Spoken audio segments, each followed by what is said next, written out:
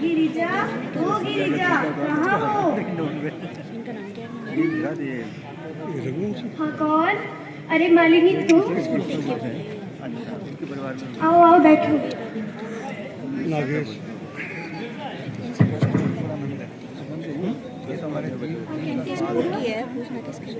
अच्छा पूछूं।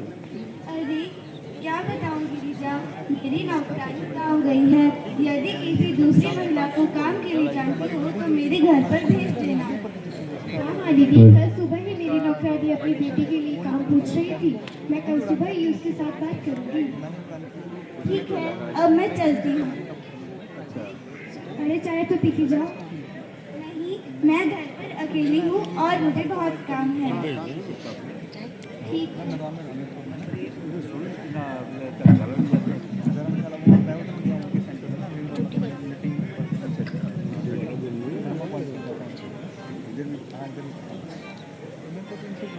मैडम जी, ओ मैडम जी, कहाँ हो? हाँ कौन? नमस्ते। हाँ हाँ नमस्ते।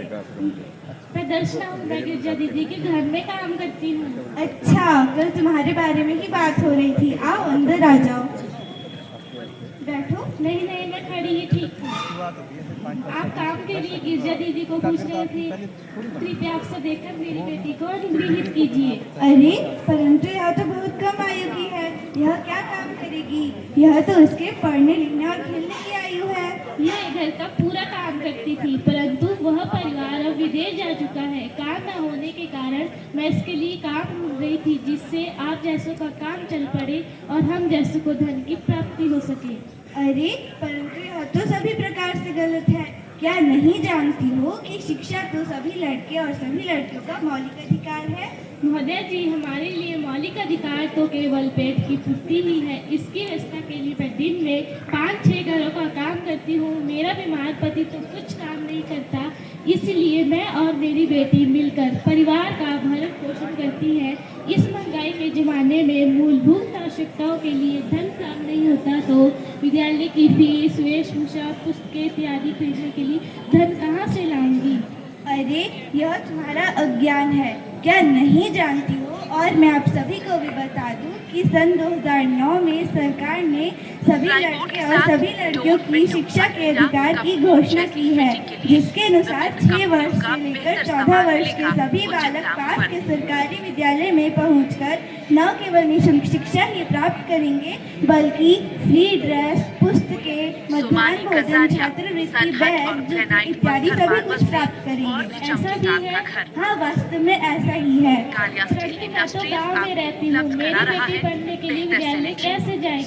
अरे क्या नहीं जानती हो कि तुम्हारे गांव से जो सरकारी बस आती है उसमें स्कूली विद्यार्थियों को फ्री में यात्रा मिलती है। विद्यालय का तो ठीक है, क्या मेरी बेटी विद्यालय में सुरक्षित रहेगी? हाँ, तुम्हारी बेटी विद्यालय में सुरक्षित रहेगी, क्योंकि आजकल विद्यालय में सभी लड़कियों को बचाव के लिए महत्वपूर्ण शिक्षा दी जा रही है और साथ साथ पुलिस के द्वारा आत्मरक्षा के गुण भी सिखाए जा रहे हैं। अरे अब क्या सोच रही हो? यदि मेरी बेटी को उस शिक्षा के लिए कहीं बाहर जाना होगा तो उसका खर्चा कौन उठाएगा? अरे क्या नहीं जानती हो कि हिमाचल प्रदेश सरकार के द्वारा डॉक्टर वाइज एस परमार शिक्षा विद्यार्थी ऋण के तहत सभी विद्यार्थियों को 1% ब्याज दर पर 20 लाख तक का शिक्षा ऋण उच्च शिक्षा के लिए उपलब्ध करवाया जा रहा है। मैं ये बताने के लिए अनुग्रहित हूं कि मैं आज इस प्रवेश के विद्यालय में करवाऊंगी। के काम की भी है सुविधा। सुंदर घर बनाने का सपना करें साकार, कालिया स्टील इंडस्ट्रीज की